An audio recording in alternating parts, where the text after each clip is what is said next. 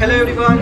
I would like to talk in Hindi because in Parliament there are few guys who are illiterate and with a fake certificate.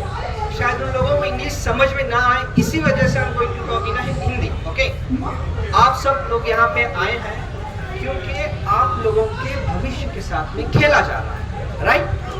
आप लोगों को दुख हुआ, इसी वजह से आप लोग यहाँ पे आए हैं. इसी वजह से दिल्ली में इतना बड़ा प्रोटेस्ट हुआ. बट उस प्रोटेस्ट में पुलिस ने इस तरह गंदे तरीके से बच्चों को मारा. काश उस बच्चों में अमित शाह का बेटा होता तो कितना मजा आ जाता, राइट? लाठी चार्ज में अगर धर्मेंद्र प्रधान का बेटा होता तो कितना ही मजा आ जाता. बट क्या ही कर सकते हैं. इट्स अवर हमारी अनलकी है कि उनके बच्चे विदेश जाके पढ़ रहे हैं और हम लोग यहाँ के स्कूलों में पढ़ रहे हैं. उनके बच्चे बाहर जा रहे हैं, उनके बच्चे कोई क्रिकेट का चीफ बन रहा है, उनके बच्चे कोई इथेनॉल बेच रहा है, उनके बच्चे बड़े बड़े फैक्ट्रीज लगा रहे हैं. बट हम लोग यहाँ पे बैठ के उनके अगेंस्ट प्रोटेस्ट कर रहे हैं. मगर फिर भी उनके कान इतने बहरे हैं, पार्लियामेंट के सामने आवाज लगाई जा रही है, मगर फिर भी मोदी को पहुंच नहीं पा रही है वो आवाज. पीछे के गेट से दौड़ के जाना पड़ रहा है, सामने आने का चेहरा नहीं है इन बच्चों के सामने. ये इंसान किस तरह 2029 में हम लोगों से आके वोट मांगेगा, ये हम भी देखेंगे.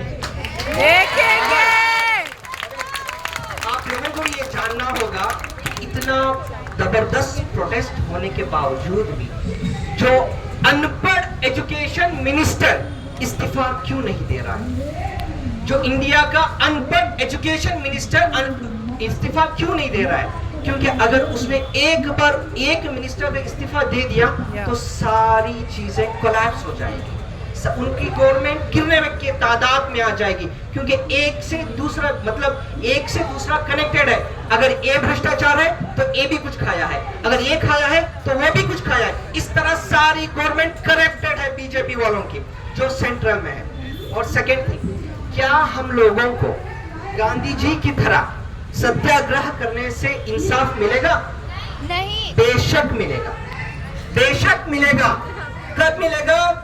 इस तरह स्टेज में गांधी जी के फॉलोअर्स आके सत्याग्रह करें और आप लोग भगत सिंह बने.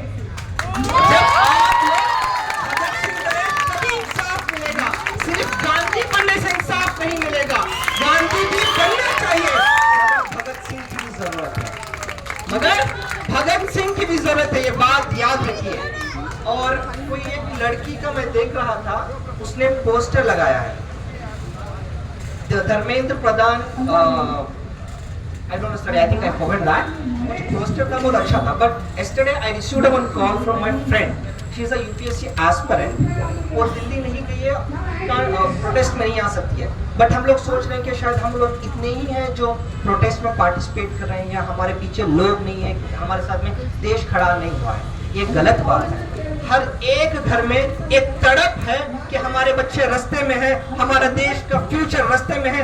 ये अफसोस वो लोग कर रहे हैं कि हम उसमें पार्टिसिपेट नहीं कर पा रहे हैं डिफरेंट प्रॉब्लम्स की वजह से. क्योंकि कल एक लड़की ने मुझे कॉल किया, she is a UPSC aspirant and she is like crying कि दिल्ली में इस तरह बच्चों को पीटा गया, मगर फिर भी हमारी गवर्नमेंट खामोश है. आप लोगों से मैं यही रिक्वेस्ट करता हूं कि जिस तरह आप लोगों ने यहाँ पे आके आपका प्रेजेंस का एक आप लोग जिंदा है, इसका एक मिसाल दिया. इस जिंदेपन को हमेशा याद रखिए. और 2014 के बाद में ये शायद पहली बार हम लोगों को हमारा पुराना हिंदुस्तान देखने मिल रहा है. क्योंकि 2000 पहले ऐसा होता था, अगर एक मुसलमान हिंदू के साथ में जाता था, एक हिंदू एक सिख के साथ जाता था, एक कश्मीरी एक कर्नाटक वाले के साथ में जाता था, तो कोई भी